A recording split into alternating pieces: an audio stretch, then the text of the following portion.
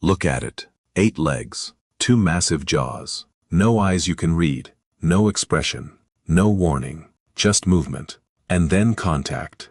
Most people who see one do the wrong thing immediately. They freeze. They lean in. They try to get a better look. Stop. The camel spider doesn't have venom. It doesn't need it.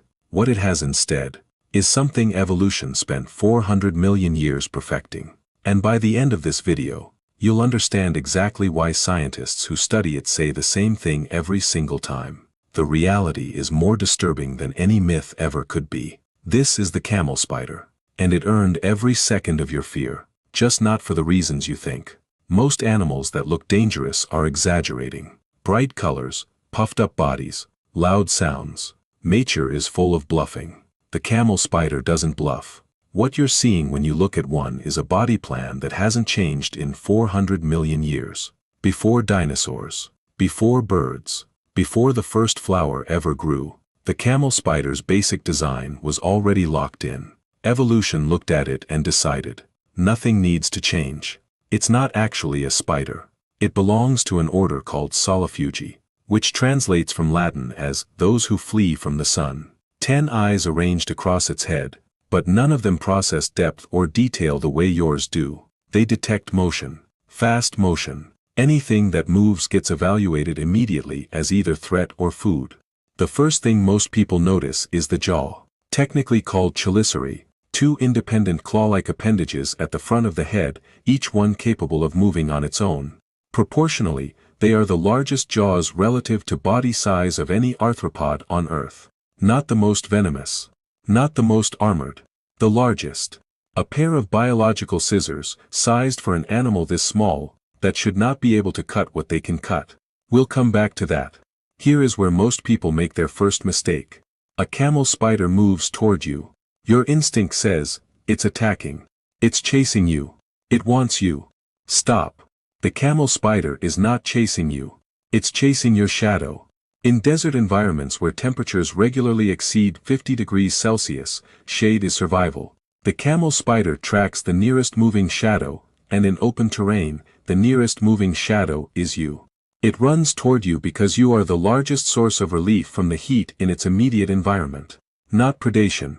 Thermoregulation. But here is where the danger becomes real. It is fast. The camel spider reaches speeds of up to 16 kilometers per hour. That makes it one of the fastest land arthropods on the planet. It doesn't telegraph movement. There is no wind-up, no warning posture, no hesitation. One moment it is still, the next moment it is already there. If you run, it follows the shadow. If you stop suddenly, it stops. If you step to the side, it recalibrates and follows again. To anyone who doesn't understand the thermoregulation behavior, this looks exactly like a coordinated hunt. It is not.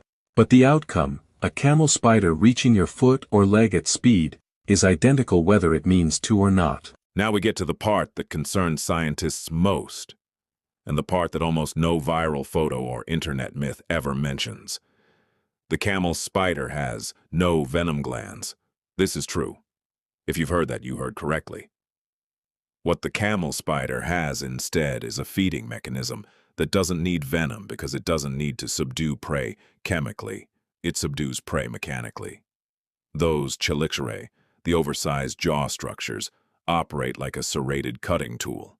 The camel spider latches onto tissue and uses a sawing motion, back and forth, until it has created an opening. Then, it secretes a digestive fluid directly into the wound that begins liquefying tissue from the inside. It drinks. It saws again. It drinks again. On prey its own size, insects, small lizards, occasionally mice, this process takes seconds. On a human, the most likely scenario is a defensive bite, when cornered, handled, or accidentally stepped on. The bite itself is not immediately painful for everyone. Some people report feeling almost nothing at first. That delay is not reassuring. It means the cut has already been made before the brain registers it. The real danger is what comes after. The camel spider's mouth carries a high concentration of bacteria from everything it has previously consumed. There is no antibiotic property in its saliva. There is no self-cleaning mechanism. A camel spider bite that is not treated quickly and thoroughly has a documented history of serious secondary infection, swelling, necrosis, and, in extreme cases, tissue that doesn't recover, no venom. But the outcome, if untreated, can look identical to a venomous bite.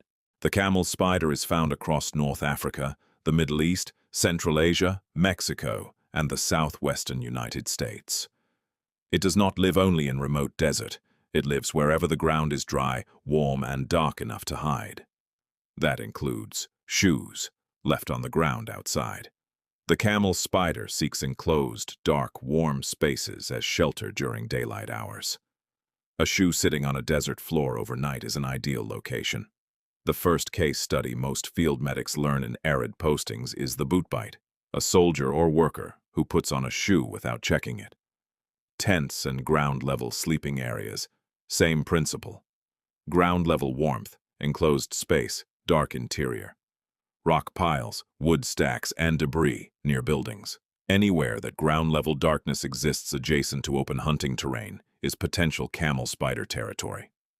The behavior pattern is consistent. Hunt at night or in low light. Find enclosed darkness before full sun. Remain still until disturbed.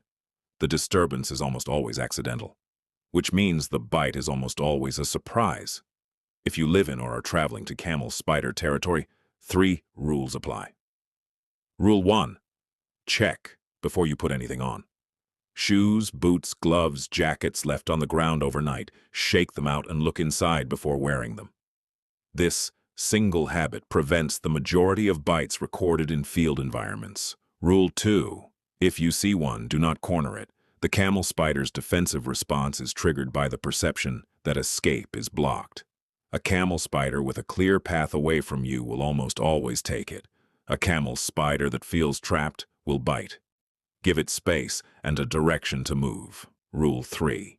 If a bite occurs, treat it immediately as a puncture wound with infection risk. Clean it thoroughly, apply antiseptic, and seek medical attention if any swelling, redness, or discharge develops within 24 hours. Do not wait to see if it gets better on its own. There is no anti-venom because there is no venom. Treatment is wound management and infection control. The faster you start, the better the outcome. The camel spider didn't need myths. It didn't need viral photos or exaggerated captions. It didn't need people to believe it was the size of a dog or that it screamed in the night. 400 million years of refinement, jaws that cut without venom, speed that arrives before you react, a hiding pattern that puts it exactly where you reach without looking. The myth was always louder than the animal, but the animal was always more dangerous than the myth.